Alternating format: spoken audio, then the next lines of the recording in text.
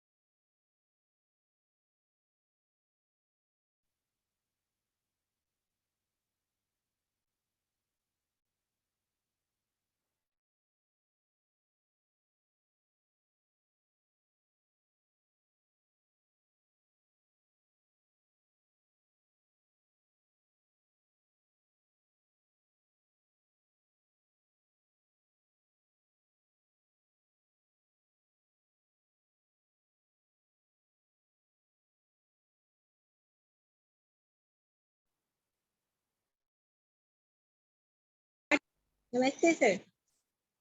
Namaskar, namaskar. So, Dr. Yatendra, you are going to give an intro. Yeah, good afternoon, everyone. So we are about to start the second session of the day, and Dr. Shilpa Sharma is also the co-host for this session. So participants, welcome back, and the speaker for this session is Professor Bansidhar Malhotra. So I would request Dr. Shilpa Sharma to introduce the speaker to the participants. Dr. Shilpa.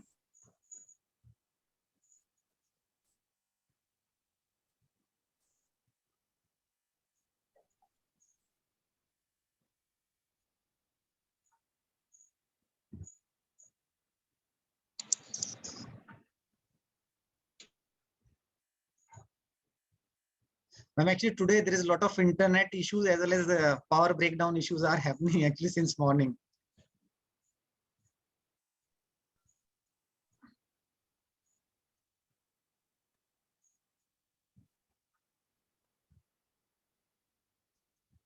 Dr. Shilpa, can you hear?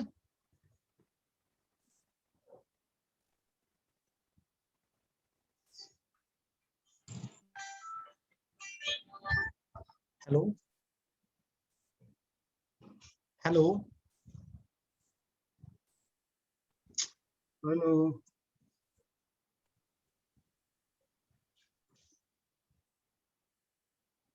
I think there is some technical issues. So like I will introduce the speaker. Professor B.D. Malhotra is a professor at the Department of Biotechnology at Delhi Technological University, New Delhi. His area of interest are biosensor, biomaterials, biomolecular electronics, conducting polymers, cancer diagnostics, ordered molecular assemblies, nanomaterials, language audit films, nanocomposite based gas sensors. He received various prestigious awards, and some of them are Material Research Society of India Medal Lecture in 2004 and National Research Development Corporation Meritorious Award May 2005 for the invention of blood glucose biochemical analyzer at the National Physical Laboratory, New Delhi. Professor Bansidhar Malhotra is one of the pioneers in the field of biosensor in India. And with this, I welcome Professor B.D. Malhotra for his talk. Welcome, sir. Thank you, Professor Dr. Jitendra, for your nice introduction. At the outset, let me thank Professor Sonika, you and other members of the committee who organized this conference and motivated me to be with you today to talk on the area of biosensor for cancer detection. And mind you, I am 71 years old at the moment, and the credit for bringing me here today goes to the DBT team at NSUT. Well, I am going to talk on what nanomaterials can do towards the development of biosensors.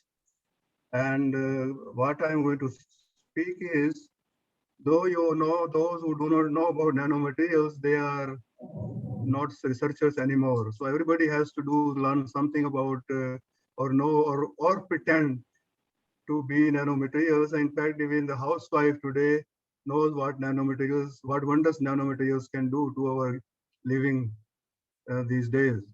So there is maybe a one page of introduction to nanomaterials and a little bit of what biosensors is, and then as various applications. It's very difficult to talk on all the applications that we've been trying to do. For example, for ripeness in food or fruits, as to when is the time to pluck the fruit from the tree, and also for environmental detection, and what Professor Dipali told before me as to how drug discovery, what wonders drug discovery can do. Maybe a few remarks on drug discovery, because the session, the whole FDP is on drug discovery.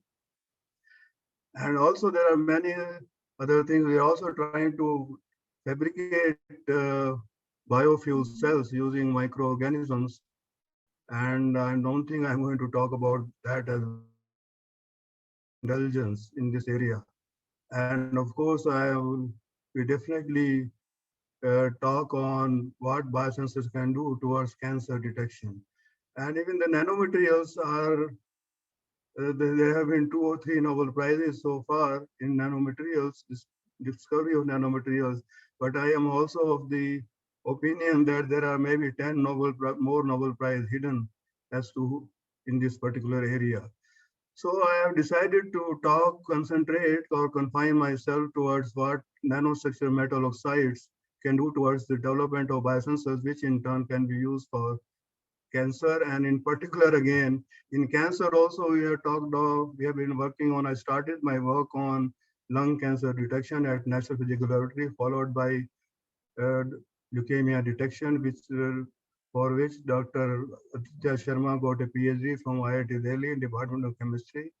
And also we have interest in breast cancer detection, and the latest recent student, or Dr. Shine Augustine, received her PhD on, Shine Augustine received her PhD on breast cancer detection.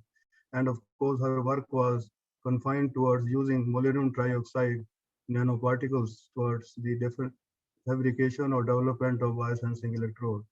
So I have decided, again, limited myself because of the limitation of time, to talk to you on zirconia agio, serine functionalized, which is a linker, which I will show a little later as to what motivated us to work on or to modify on serine functionalized zirconia. And of course, later on, I know that you are experts in this area in chemistry, which I am a physicist by training, but I have had the opportunity to work with biotechnologists, chemists, computer scientists, physicists, and chemists, of course. So I'll take some generic examples as to, of course, try to build up a story as to why did we start from zirconia onto nanocarbon dots for the detection of oral cancer. So that will become clear as I proceed. Oh, it is not moving or moving. And so nanomaterials, after the nanomaterials were discovered in 1990 by Ijima in Japan, everybody thinks that I should have worked in this particular area. Even Susena Rao thinks that when nanostructured metal oxide, he is one of the important contributor. Of course, he is. Was that he should have been a party. He has been working on conducting, or in fact, whole world things like that. When there is a kitty, something waiting, nobody wants to be a party to an area which is discredited. But certainly nanomaterials is going to be ruling the sciences, in fact, of majority of sciences, excluding history, maybe history at some point later, when you write the history as to how did we get to know reading my forehead or my face, you can find out, or one can find out what he or she is thinking about the particular person, uh, person at that particular time. So it was Finman who, around more than 50 years ago, he said that there is a plenty of room at the bottom, and he's an Italian. I had a chance to visit his birthplace called Varenna in Italy because I received my PhD on positron annihilation in liquid crystals, investigations of phase transitions while I was at National Physical Laboratory, and the PhD I received from Delhi University.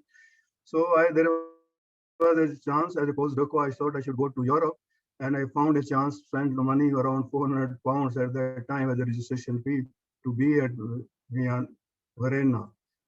So anyway, he was the one who predicted that nanomaterials are important, something will be found. And there was in this contest, I will say there is a society called Nano Molecular Society of India, which was founded at Hindustan College of Science, Hindustan College, some Hindustan College of Nano in the Mathura district. So I told them, they wanted to form a society of nanomaterials. I said, no, it is the nanomaterials, and make it nanomaterials and molecule society, because molecules is what we are eventually going to use. As I asked this morning, can we have what are the prospects of nuclear, of drug discovery or medicine in, with us at this present moment, and how are they going to shape, how the world is going to shape around us eventually. So in any case, so personal medicine is what is important, and then maybe molecules can, as it was showed in an hour before, that molecules play a predominant role towards the discovery of these drugs. So nanomaterials, as I said, there have been two, starting with buckyballs, then carbon nanotubes, and graphene, and there are a variety of carbon nanomaterials, and there are still more going to come, maybe accidentally, or nothing comes accidentally, in my opinion. It is a Nobel Prize is given to a person at that time because so many others didn't get it. But it doesn't mean that if you didn't get the Nobel Prize, your work is useless. So what I'm trying to mean is that don't be, impatient. As you can see that the lithium polymer battery was Nobel Prize, and this was given to somebody in the USA about 94, at the age of 94 or 95. So there are a large number of gold nanoparticles. Recently did a review article which is published in Nanoscale Advances on what gold nanomaterials can do towards the fabrication of bioimaging and biosensing. And a lot of it, and this work was published with a lot of people from Sweden, from Stanford University, and is in heavy demand. And it is just a coincidence. We recently wrote another article on published in Nanoscale, and which was published in a record period of 1 month by starting with the undergraduate students. And that's a miracle, and that means that shows that the shape of things to come in the near future. So there are opportunities in this, and what I am going to confine myself is to nanostructure metal oxide, and of course zirconia based nanomaterials, or Athenia based is the one that I'm going to talk about. So once there was a meeting which Amity University Chancellor Dr. Chauhan called at his residence in Defense Colony. He said that there was nothing nanomaterial. I was used to hear of it in late 1990s, but then I was hesitant to get into it because I was already working on conducting polymers LB films that Jitendra revealed in a few minutes ago. So I said, okay, and he said there is a lot of future, and on the meeting or the minutes, on that basis of that meeting, he started an Institute of MIT Institute of Nanotechnology, MIT in Noida. And in this institute, even yesterday we had a meeting on assessing somebody for some work for her JRF. So polymer nanomaterials are also, being you can have nanostructured polyaniline, and because it is a size may be different, and nanostructure polypyrrole, polyaniline or nano or polypyrrole or polythiophene are their conducting polymers. Conducting polymers are the ones which can electrically conduct, and you can get them in uniform. You can like different to you, but it is a fact that we have a lot, quite a lot on what nanostructural polymers can do, connecting polymers can do. So why is it that Dr. Yatindra and Professor Sonika asked me to come? And the reason is that they have a foresightedness, and these biosens, these nanomaterials have a large number of applications, be it tissue engineering, drug discovery, targeted therapy, and environment I mentioned, in biomedical imaging, or biosensing, or even in drug delivery. So I am sure, I am aware that this uh, talk is being recorded, so you can distribute it. I mean that will, I always like it because it may encourage some genius to get into this new area. This is what my aim is, and it's a yagya basically. So theranostics is a very important area, and tissue regeneration I mentioned, targeted therapy, and biosensing is what I am going to talk about it. So what is a biosensor? Biosensor, can I ask somebody who has anybody seen a biosensor? Or I make a statement that we all have biosensors with us at the moment, and is it true or false? Okay, you can. I'm sure that you know. I mean, we cannot function without nose. We cannot function without eyes. You cannot function without ears. So all these are actually biosensors. In fact, what I'm trying to say, and the dogs have much better nose than the human nose. So what I'm trying to mention is, and also of course you have seen of these are in vivo biosensors that I talked about. This is the ultimate image. If somebody has a bad nose, or it can be reshaped, or in terms of sensitivities, or in terms of even shape. And in fact, you work on shape, the sensitivity may go down. So our aim should be or is to frame a biosensor which can detect environment abnormalities in by a person, and so we have a model. So, but I'm afraid of course, you must have heard of glucometer these days, and there are also non-invasive glucometer using uh, non, minimally invasive uh, fluid that may be taken off from the under the skin. So what I am trying to tell is that a lot of work is going on in vitro biosensors, including glucose biosensors. And I will say that I will also mention that there is a lot of emphasis on or developments on using non-biological elements for which actually act as biorecognition elements, biorecognition molecules as such. So a biosensors should have a biorecognition element. It should have a, because most of the sensors that all of us I carry that I just mentioned require certain conditions to perform. I am not sure whether they use enzymes or cells or DNA or PN or nucleic acid, or even a tissue can be used. And even a virus or antigen or antibody can be used for this. So they require certain conditions: temperature, pressure, pH, and Dr. Dipali mentioned about pressure as well. So those conditions we have to create so that the performance of the biosensor is enhanced or is more stable. And then of course you need a, so to do that, need to isolate those biorecognition elements need to be immobilized in a certain material which is called immobilization matrix.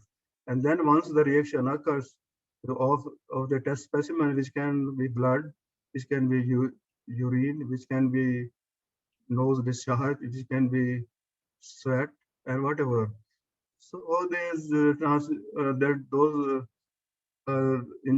a result of interaction of these of these analytes or these test specimen which contain 100. A blood may contain thousands of biomolecules, and we want only glucose oxidase to respond to if you are thinking of measuring glucose in a test specimen. So this is a great advantage of in vitro biosensor, and which can result into the release of as a result of heat or the raise in temperature or even in the release of electrons current. And if you increase those, if you speed up those electrons, they will become current as such. So those current or the voltage that gets measured as a result of the bioaccumulation has to be transduced into a current, of course, and then it has to be eventually displayed onto as an amplifier. After amplification, it has to be digitized. So what I'm trying to mention is that these biological entities need to be immobilized into certain metrics, and then I don't know why it is not moving. So these biomolecules have, do I do? Stop moving. Shall I do it again? Sir, it is showing advantages of biosensor. So you try to click, sir. Let's click one or twice, and then we'll see if it is moving or not. It was moving. It is moving, sir. Yeah. So the biosensor made the should meet the assured guidelines released by WHO, and in the sense that it should be affordable, it should be sensitive, it should be specific, should be user friendly, and it should give a result. Not like the earlier days when you go to, even some people even go, you have to call some attendant or you have to go to a clinic to give your blood to get even the glucose measurements. And it should give the rapid data right then, because otherwise it is advantageous to a physiologist to get the right information, and then it can save the majority of lives. So what I'm trying to mention, it should be robust also. A villager should also be able to use it. It should be equipment free, and you should be able to carry it. So these are some of the guidelines, and it should be highly selective. Biosensor should measure glucose. As such, a cholesterol should measure cholesterol and lactate. There is a student called Asha Chobe who is presently a senior scientist in Jammu in CSIR Institute. She developed a PhD thesis on measuring L-lactate in a human blood. So they should have the working life of the biosensor should be as long as I live, like a thermometer, until I break it as such. So it should have a the desired percent, because the glucose biosensor that a pediatric you wants to use it will be different than that of a person who is suffering from diabetic or even a non-diabetic as such. So just for the sake of fun, even when you are waiting for your turn to come to get your visa stamp, then you should know what your blood pressure is or what your blood glucose is. So I know about a person called Dr. Arup Ray Chaudhary, who was our director at National Physical Laboratory. He visited November trade fair, and we had a licensee working, showing or displaying his biosensor, glucose biosensor, which was developed and by at NPL, and about the industry was given to, and gamma instrumentation was displaying and he was charging ₹5 for glucose, and his diabetes was discovered there at this. So the disease can be detected accidentally as such, and which is a I don't know if it is correct or not, but then certainly it motivates us to go to a physician to find out whether am I really suffering from diabetes or a disease as such. So this is important as such, and then the on-site determination is useful, is highly advantageous, and it should not take more than a few seconds not more than a minute, not only to know glucose, also about a cancer as such. And it should be easier to use it. And it should be highly specific, should be rapid, accurate, and should be stable as such. And as I said a few minutes ago earlier, biosensor have a great future in trying to find out जो आम खाते हैं हम लोग वो खाएं कि नहीं खाएं, अगर खाएं भी सही तो इसमें वो है क्या जो मुझे चाहिए, or for even apple that you pluck from it. So I want a tailored map, apple, a tailored, मुझे खाते हैं ना दशहरी वहाँ का लखनऊ का, that is much different than what is available from a different different location. And it all depends on, and how do I get to know, or even the water that I drink, is it bacteria free or not, or pathogenic free or not? So there are large, and also the person who asked me when I was delivering a talk in Japan sometimes at Hyogo University, and the guy said that, sir, what can biosensor do to us in our daily lives? I said, you get to know if biosensor has a power or has a power to know as to what your girlfriend is thinking at a particular time, whether the information that she is having or telling you whether it is true or false. So that is the image. And also, अभी तो ये चल रहा है, work from home चल रहा है, and you may have examination. So a teacher from his person can tell you that whether the student is responding to the question correctly or it is right or wrong, or even if the question is wrong and the person is good, so he or she should be promoted. And that is also just happened in the 12th exams. So in any case, so food toxin detection is the area which biosensor can have, or even to improve a production of an industry. And if a glucose or cholesterol is being produced or any drug is being produced, we should be able to monitor. So it is really helpful for tailored medicine as such, or biowarfare. So this corona that we all face, all the whole world has faced, is due, some people say that it is due to, it is intentional by China. And so not only you should be, and the future wars are going to fall by, by releasing these nerve agents.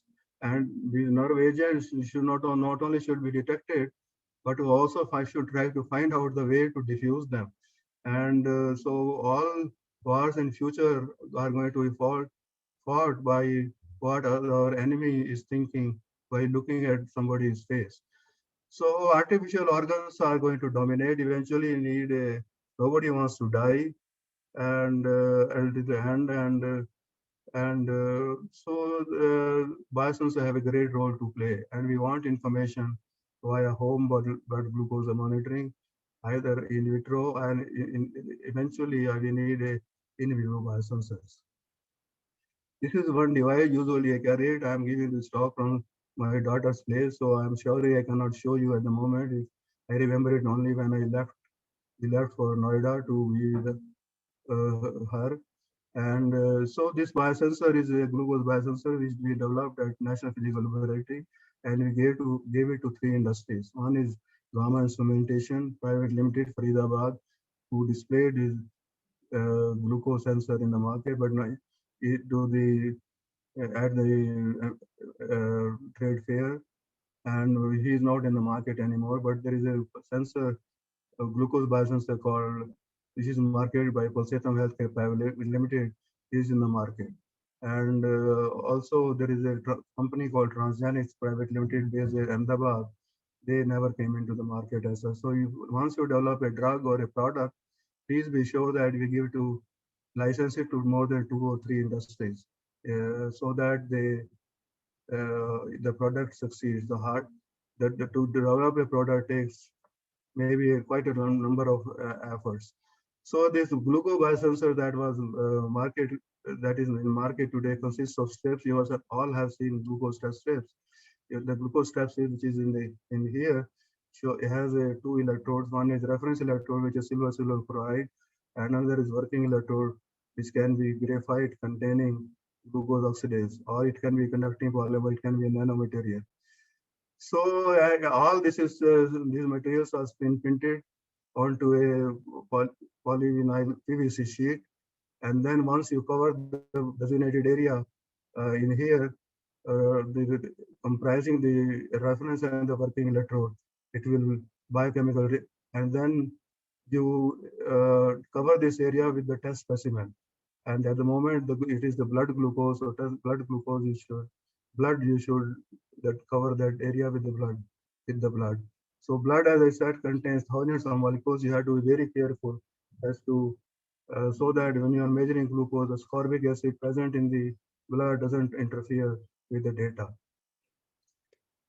So this is what it is, and this is just the magnified view of the electrode that I just mentioned. And I'm not going to restrict my discussion to the definition of a biosensor. It's just useful. Even it is we transformed the technology through a National Research Development Corporation, and I have been getting calls even today. And this technology was transferred in 1994, and I got a email yesterday from a National Research Development Corporation. Sir, you did this, you did that. Do you have any other products which we can license it to different companies? And similarly, some private company based at near a model town, he also came along, and they are already in the market. So what I'm trying to say, there is plenty of opportunities. Though I did the work 20 years ago, we of course patented it, but it has a potential even today because we not only for glucose but also for other parameters that a doctor or us we want to know about, not about it. So the reaction, spend a couple of minutes towards how a glucose sensor performs. We have glucose in the test blood specimen that we want to measure, and glucose oxidase is the bioreconnaissance element which is in the oxidized state. So as a result of reaction at the electrode site, you have a product which produces gluconelectron and glucose oxidase in the reduced state. And the glucose oxidase, and you can make a biosensor from these two equations, but then that is a first generation. So if the glucose not enough glucose available or oxygen available in the blood, the reaction will stop and it will give you erroneous reading. So similarly, so what we try to do is we use a organometallic compound called ferrocene or ferrocene capsule acid, which is in the oxidized state, and so the oxidized mediator is what reacts with the glucose oxidase reduced, which in the first case, glucose oxidase reduced in the first case, and then it becomes oxidized. This is here. So, just a minute, please. Yes, yes, please. मैं थोड़ा late करिए, मैं talk they रहा हूँ अभी. So the reduced mediator is oxidized. Reduced mediator reacts with the glucose oxidase in the reduced states, and then it becomes glucose oxidase, which is a catalyst as such. So the reduced mediator, we put a certain potential around 0.4 electron volts, and which releases 2 electrons. So more electrons means more glucose, and then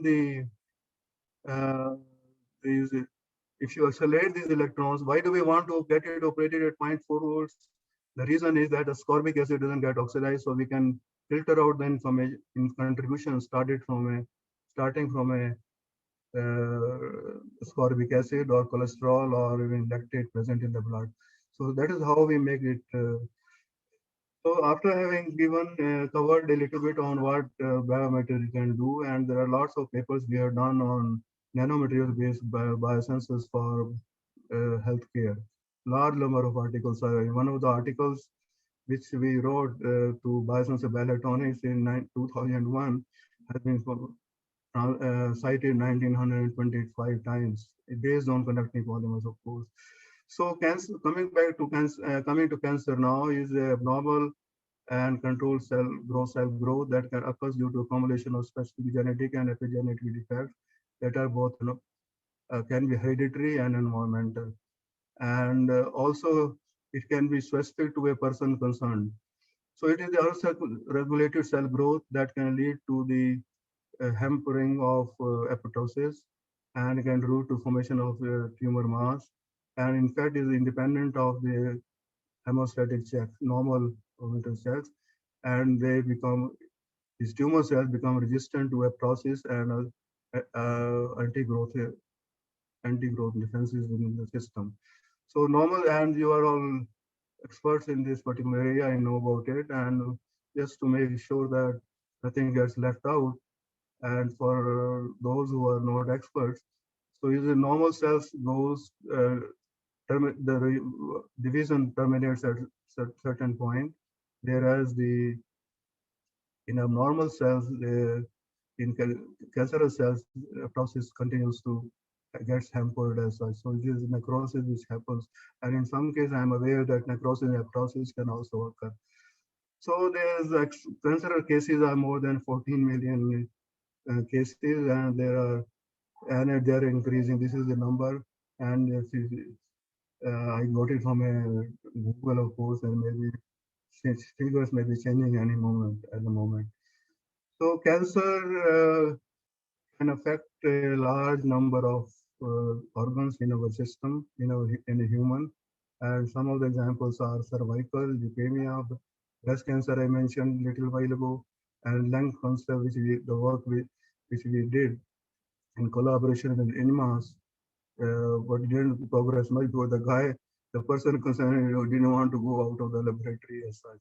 So these human conditions can create a problem at sometimes, but then there is a lot of work scope towards working on developing a biosensing electrode for lung cancer detection. So I'm not going to talk about nanotube, but what I'm going to talk about is what oral cancer can be detected, how oral cancer can be detected, which is an uncontrollable malignant growth of cells in the oral cavity and surrounding region. And the risk factors include chewing tobacco, smoking, high alcohol intake, and it can occur more often in men than in women as such. So this number is still growing. There is a need for availability of diagnostic devices that have on-site availability and are, of course, if not free, but at least cost effective. That should be affordable by most people, as I mentioned. We had a project from ICMR at Delhi Technological University after I took VRS from National Physical Laboratory, and they said that the test should not cost, glucose test should not cost less than 2 rupees a set, which in itself is possible, depends on the demand and the raw materials, just like vaccine that we are getting. So you can detect a cancer by MRI, which is a golden test, of course, computer tomography and cancer, or biopsy again is another golden test, and cytopathology as such. So there are a lot of ways that we can do. You can do it by biopsy, imaging, and vital screening. And there are lots of disadvantages towards it. And they are highly invasive. Takes a lot of time, and none of us would like to go to cut MRI because of the fear that some disease may get discovered. We are fearful as such. And so those there are a lot of stakes towards taking a test, towards a medical test, and nobody would like to know, we said that he or she is sick as such. So most of these test specimens are being, even including cancer, are being done by blood using test specimen, and they are invasive. And so the one way to detect some of these cancerous diseases is to maybe by biomarker as such. And blood is again 100%. You cannot use it with infants, and some babies can be born with the disease, including cancer. And so if we can use saliva, that is some biomarker in saliva, that can be very helpful as such. In fact, there's a effort towards using not only saliva but sweat also. Sweat, of course, urine has been there for a long time, and you can use फूक मारो तो disease का पता चल जाए. And there is a former student of mine called Dr. Amey Bandodkar. He is trying to do an assistant professor in some university in United States and now, and develop good papers while working as a trainee with me at National Physical Laboratory. And so saliva can be probably be a best bet, but then sweat, he is working on sweat. So biomarker is a biological molecule, can be found in a variety of fluids, and they can be even microRNA, protein, peptide nucleic acid, DNA, and glycoprotein. And you can use, usually when you go for glucose test, they know use serum. They take the blood out of you, they put anticoagulant into the test tube, and then you get a serum out of it, anticoagulant into it, and then they make it some sort of a guess or a correlation as to if the glucose in serum is this much, blood glucose should be this much. So tears, in other words, in another test specimen that can be used, or sweat or saliva. At the moment, I'm going to restrict my discussion towards. So when you are talking of drug delivery, there are, if you discover a disease, then one of the things, not only cancer disease, development of a cancer disease, I would like to know whether I'm going to develop a disease at all. If disease, then what? So first, these are some of the questions that can my biosensors predict it, or can, and if I have a disease, what is the optimal drug for my disease or cancer? You can replace it for any disease. And what is the optimal disease, or whether it is, can I do the pharmacokinetics? This also we discussed by Dipali this morning. And also, can I recur? So can I not only return of a cancer, but a return of any disease? Nobody likes to, we would all like to live as long as we can. I would like to live at least 10, I would like to have 10 lives until to work on this particular area which I work on. And I would like, and there is a lot, this whole of it is a yajna. And the contribution is required not only from physicists, chemists, or biologists, even computer sciences can play a big role towards it. Solid state scientists, solid state electronics people. And so there is a lot of opportunity towards the biosensors as such. So when you are talking about saliva, there are a number of biomarkers which have been reported, interleukin 1, interleukin 6, interleukin 8, ILP, or salivary survivin. So the stakes, that is in blood, salivary survivin has been used in blood, but its concentration is very low as such. So to work a biosensor for saliva-based cancer detection, its concentration should be measurable. So some of the indicators of this concentration in blood is given in here, and in the cytokeratin fragment 21.1 is the antigen which we have found that its concentration should be measurable up to 3.8 nanograms per milliliter, and maximum a patient can have it 18 milligrams per milliliter. So we are working towards the design or development of such sensors. This is what I'm going to talk about it. And before I get to take up a device, the saliva is one. Why do we want saliva? It is non-invasive. It doesn't coagulate. And IL-1, IL-6, there, but concentrations are very low. So CIFRA we want to utilize so I'm going to use antibodies of CIFRA 21.1, and the person whose work I described is made by Suvin Kumar, who is a scientist, who is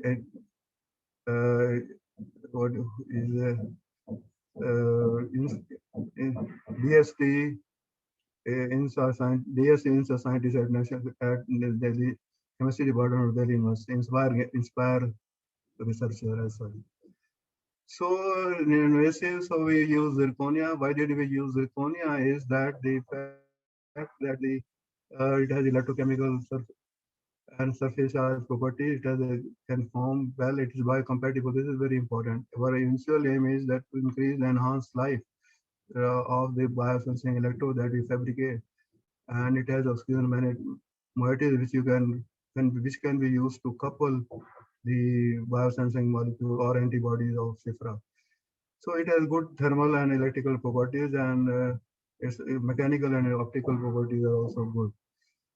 So this was one reason which motivated us towards, and nanostructure zirconia was prepared using this scheme, and those of you who are interested, they are referred to the details in advanced science.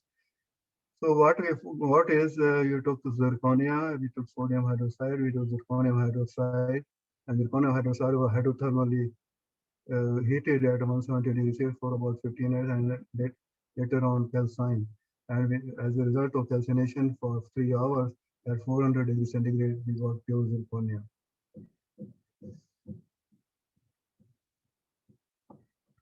So this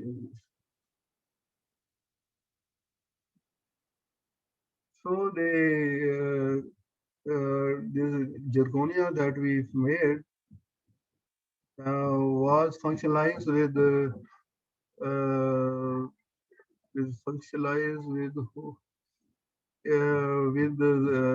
APTES, which was a linker molecule, and then the APTES. Sorry, can you hear me? Yes, sir. Yes, sir. Yes, sir. Please continue, sir. Yeah. So this hydrolyzed APTES linked zirconia material was electrophoretically deposited at 11 volts for 20 seconds, and then the antibodies of CIFRA were functionalized with EDC NHS coupling. This is very famous link. ADCS is a agent, and NHS is the activator as such. So by functionalizing the antibodies of this, it was possible to link it with APTS functionalized ITO electrode. So bovine serum albumin was used to passivate the unused sites in this APTS functionalized zirconia electrode, or in EDCH NHS functionalized. So they were useful to us, and we found that the Joint Committee of Powder Diffraction, we referred our X-ray diffraction data, compared it with this, and we found that it has a monoclonic phase, and the size of the zirconia nanoparticles as such without treatment was around 50 nanometer. Of course, it changed when you made the different changes as such. So we did to find out whether the antibodies that we immobilized onto this electrode, they were functional or not, or whether they actually existed. We made the AFM investigations to find out about the roughness and also the linkage of amide bond that was found at 1629 centimeter inverse.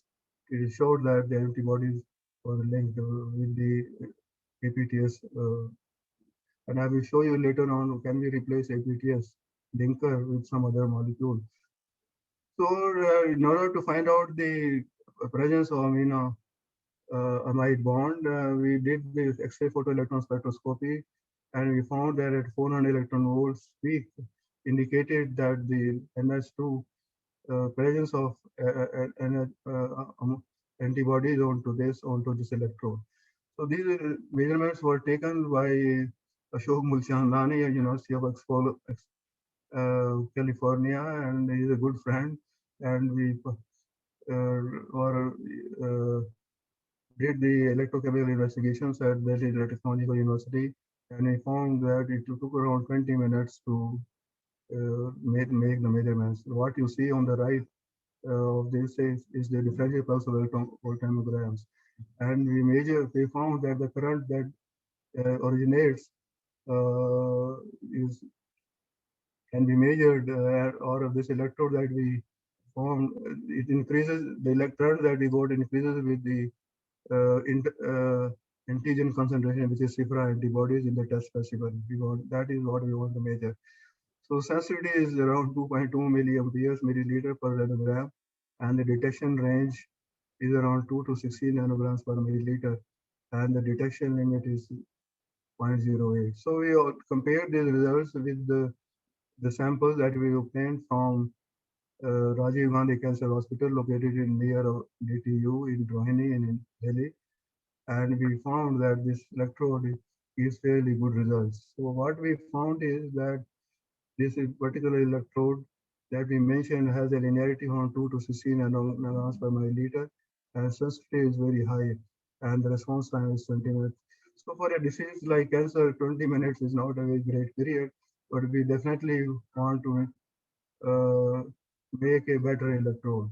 So what we found is that if we treat the nanostructural zirconia with decorate rather graphene oxide with nanostructural zirconia, we get better results. So this was our attempt or attempt of the student to RGO is, you know about graphene oxide. Nobel Prize was given by somebody working in Manchester in United Kingdom, and it has good electrical conductivity. Graphene oxide is electrically non-conducting compared to RGO, and RGO is biocompatible, and it has a good electrical conductivity. So the electrochemical properties of RGO and zirconia can synergize, and they give us an electrode which was faster, not only faster but also give better results. So I'm not going to read this, but this is a recipe which was used to fabricate zirconia RGO electrode, and we use APTS as a linker to functionalize it. And then of course EDC and HS. So each of us requires different conditions to exist.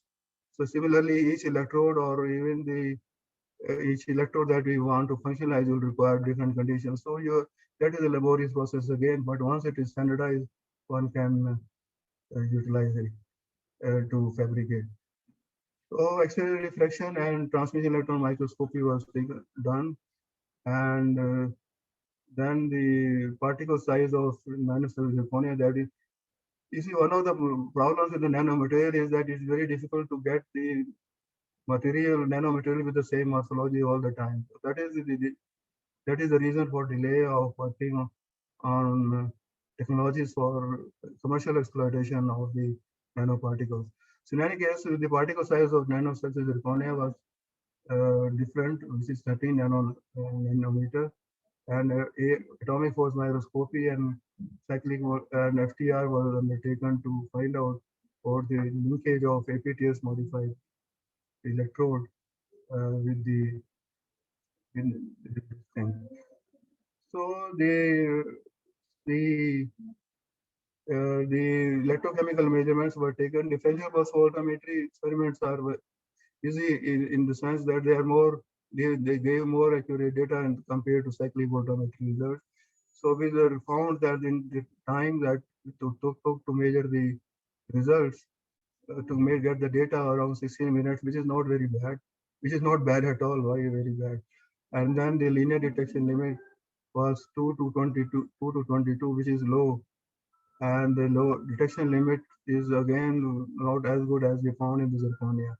So our effort didn't succeed to it, and we didn't patent it, but then some I don't know whether you are aware or not. Japanese patent their experiment or results or their data even before they publish it, or even before they do the experiment, so that they can do not use the royalty as such when the product is in the market. So the sensitivity is not high in this particular system. Time is of course 16 minutes, and linearity is okay at the moment. But then if I want to go beyond 22 nanograms per milliliter, I have my problems as such. So I have to worry about it, and to see whether I can do some more combinations and combinations towards towards the zirconia.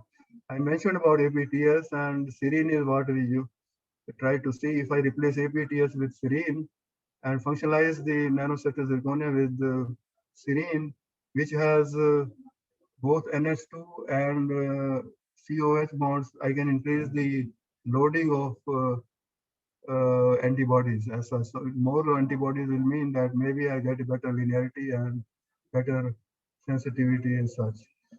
So this is what I meant, and APTS is only NH2 molecules which can be used to couple the antibodies of CIFRA, and NH2COH2 group 2 ligands which can be used to couple the antibodies of this, so which will mean it might give some better results. So zirconia is what I showed earlier. I'm not going to discuss this now. And so the electrochemical electrophoretic deposition was done at 50 volts for 35 seconds. So this is again a laborious process to where is it, what is the potential that I get at about this particular get the optimum thickness or optimum morphology as such. So EDCHNS was used again to, this is in one case we use APT. We also compared the results with the results that we got with serine functionalized with APTS, functionalized materials. That I will show in a minute. So ADCNHS coupling was utilized, and this particular size of this particular material was around 4 nanometers. For zirconia, we again got a different size, but doesn't really matter as such, so long as our results are is what we want. So zirconia in this particular has a mixed phase, and we did the biocompatibility, which should have been done in other cases. So we use HeLa cells, 293 HEK HeLa cells, and we found that these this toxicity about up to 10 milligrams per milliliter of APTS. It doesn't create, in case of serious functionalized, it didn't show any problems, but APTS functionalized problems cells affected the antibodies considerably as well. So this particular material, serine functionalized and zirconia, is biocompatible.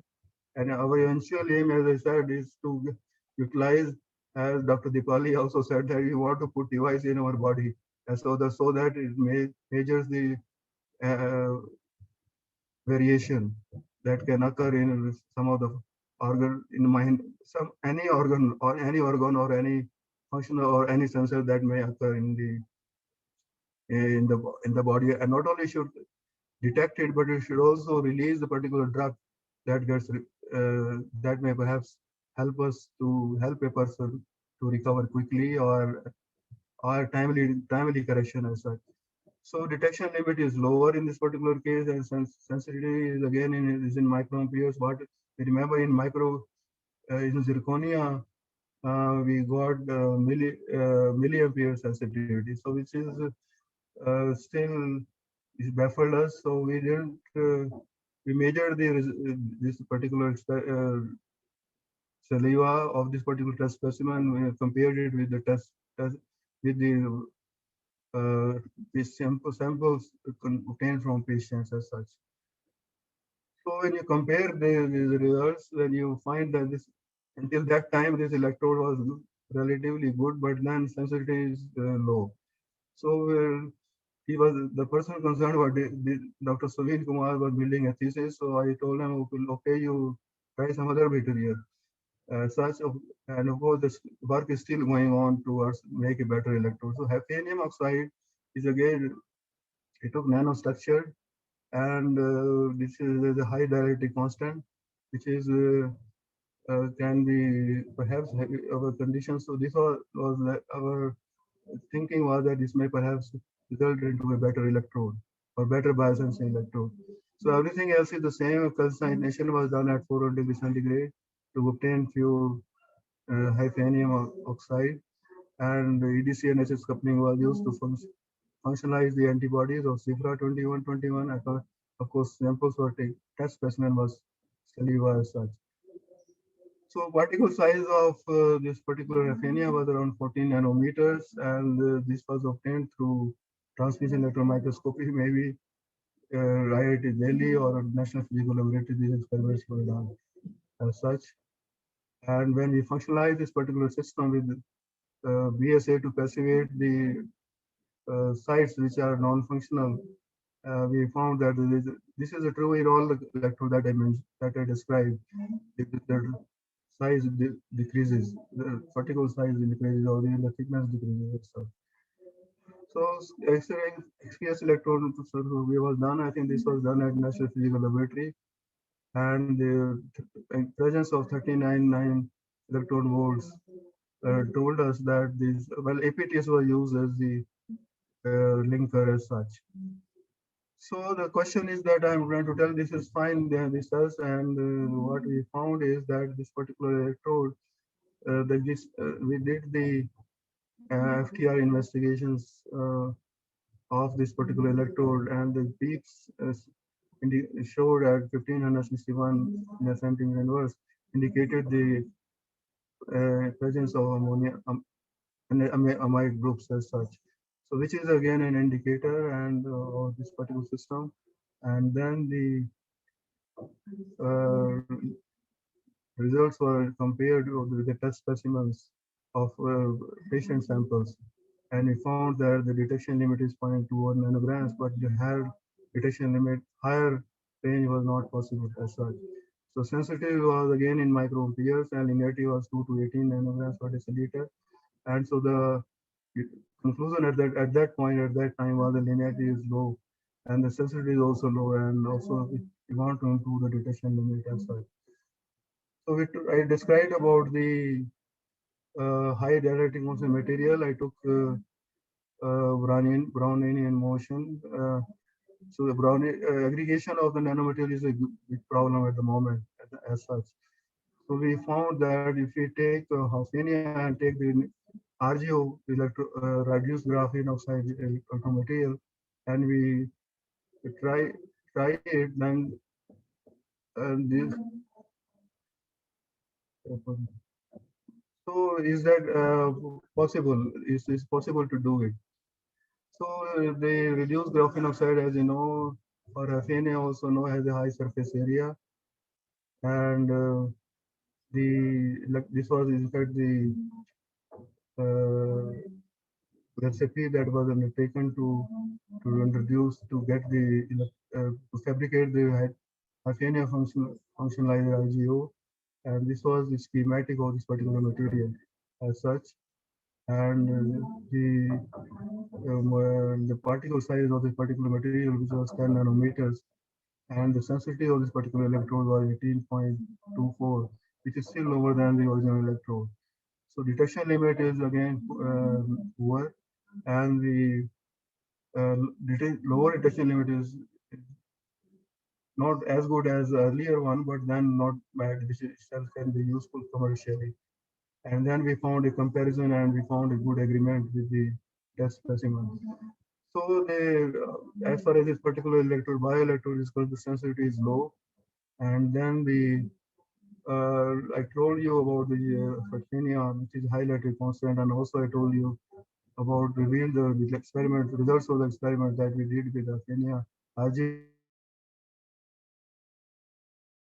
Deuteria is another material which can be used to, it has a dielectric constant around 10 or 15 compared to Hafnium, which has 25 electron, 25 as such.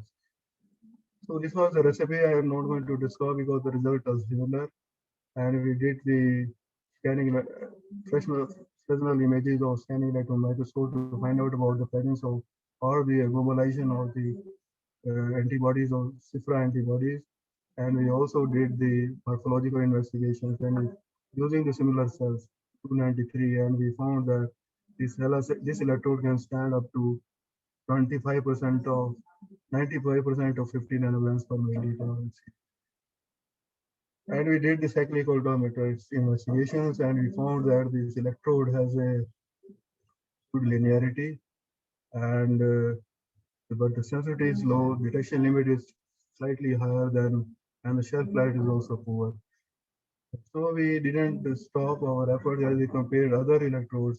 So this electrode has a response time of 30 minutes, and the sensitivity is also, and the linearity is also, lower part is good, but the higher part is not good. So it's deviation. So most of the device or biosensor scientists or technologists would like the linearity to be linear as such. This is another material which was published, which we had to wait for to address to various concerns of the referees to all the nano zirconia. and for again non-invasive detection as such. And similarly, as in the other cases, we took transmission electron microscopy, X-ray diffraction, and and also cyclic voltammetric investigations as such. And all these results indicated that this particular electrode has a good linearity as such. And then this electrode has also reproducible. And we wanted to find out how does it compare with the other electrode. Detection limit is high. Is high. I mean, we wanted to be lower electrode. You can see that it shows around 0.353 nanograms per liter, which and the response time is good, around 0.5 nanometers as such. So the recent experiment, which is published in Bioelectrochemistry, made of deuterium doped zirconia, and was done by the student MTech students earlier, and she published it. Akansha Niharika. I think Niharika and Suveen Kumar, they both work together to for this one. And these are the and why do and this electrode we wanted to find out whether it was reproducible and the ease of functionalization, and also we wanted to find out how do the other parameters look like. So these properties are good enough to obtain an efficient and a robust electrochemical biosensor based on deuterium doped zirconia. As such, zirconia is common in most of the cases except for hyphenia trioxide that I mentioned. So this is the recipe, and those of you who are interested in details, I refer you to bioelectrochemistry.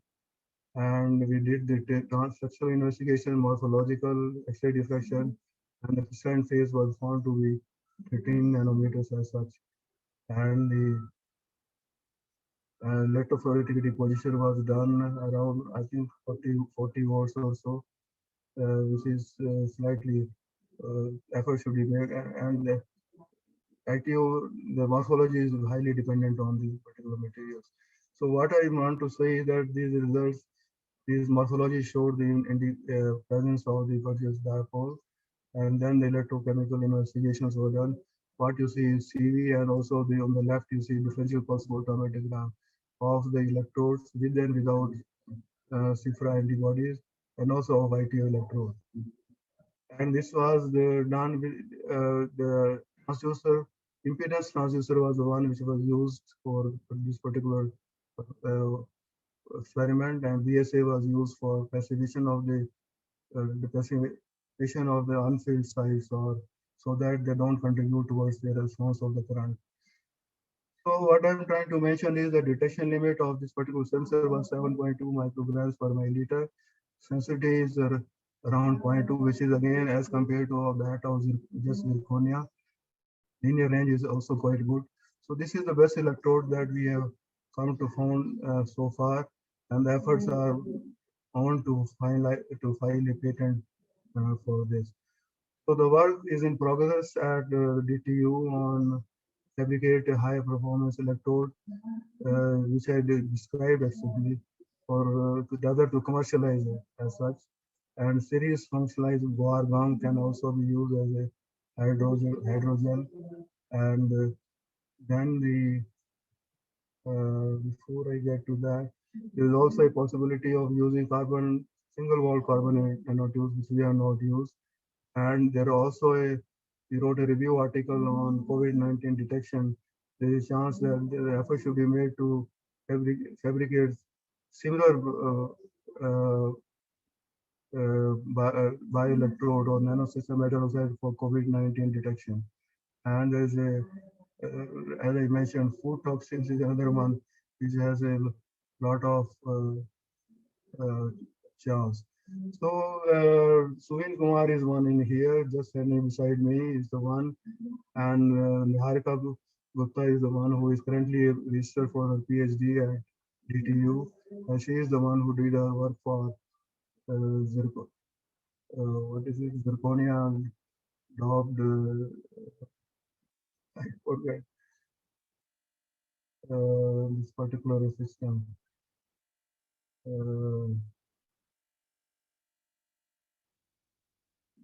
Anyhow, some electrodes we made to fabricate a better result. And the last result, I'm not going to get the last result. Let me show you.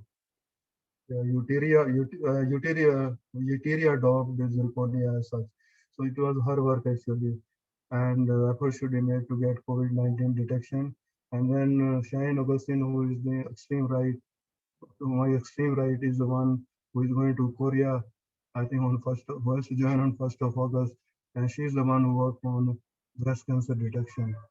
And she has number of papers published in this particular area. So what I will do is I will mention that thank you very much for all for being in my presentation. And all life as such is an experiment. The more experiment we make, the better it is. So that is what I have tried to show. So never ever get disappointed. Big day has yet to come. Look at the lithium polymer battery person who got the Nobel Prize at the age of 94 or 95 years. Thank you very much for your attendance. And if there are any questions, I will be very pleased to answer. Thank you. Thank you, sir, for such an informative talk and also for the last encouraging words for young researchers like us. Any questions we can, sir, can please. answer? Yeah, please. Sir, I have one question. What is the size of the immunoelectrodes which you have Sorry, say synthesized? it again. So the size of the immunoelectrodes which you have synthesized. Yes. So what is the what size? is the size? Oh, Yes, sir. size. Yeah, it's around 1.5 centimeter to 2 ITO, indium tenoxide glass plate. So not Okay. very big, not very big. So you have two ITOs actually. With most of the experiments have not done one on PVC. They have been done using a miniaturized cell. Okay. Anode is of ITO again, and the working electrode is in the most cases silver chloride. So, so these are not sellable yet, packageable yet. Okay. So, So there's one question from Dr. Amin. Did you think of commercialization of your product, the biosensor? of course, I already commercialized glucose biosensors, and I got a mail from Vikas Anand yesterday from National Research Development Corporation that can you give it to more industries, even for glucose.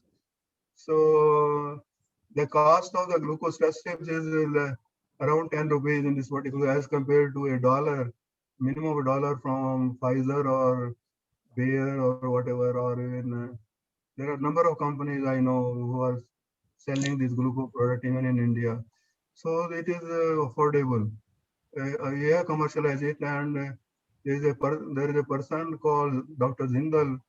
He is a medical person who called me about a couple of 2-3 weeks ago in the midst of Corona crisis that he wants to take up the technology for. And even now, whatever we have, the people have left. The laboratory does exist at the moment, but the people are not there.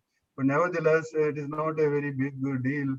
So I have invited him to talk to us and to talk to NRDC and also the National Physical Laboratory Director for commercialization, for licensing it to more industries.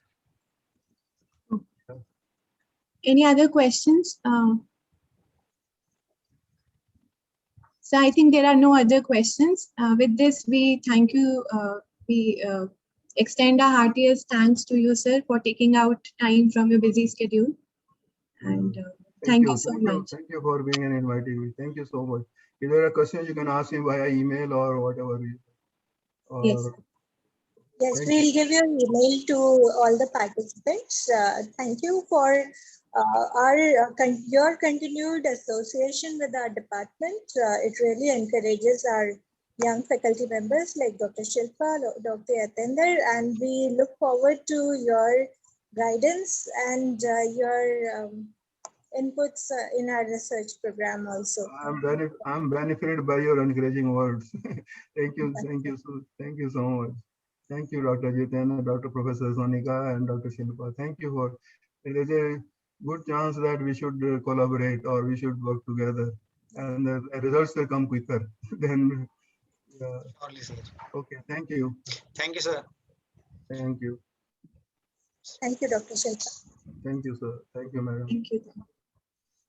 So dear participants, we will be having our next session at 2 o'clock. That will be a stress buster with respect to like what we have been doing for past 4 days. So it will be art of living session, and let's meet at 2 o'clock.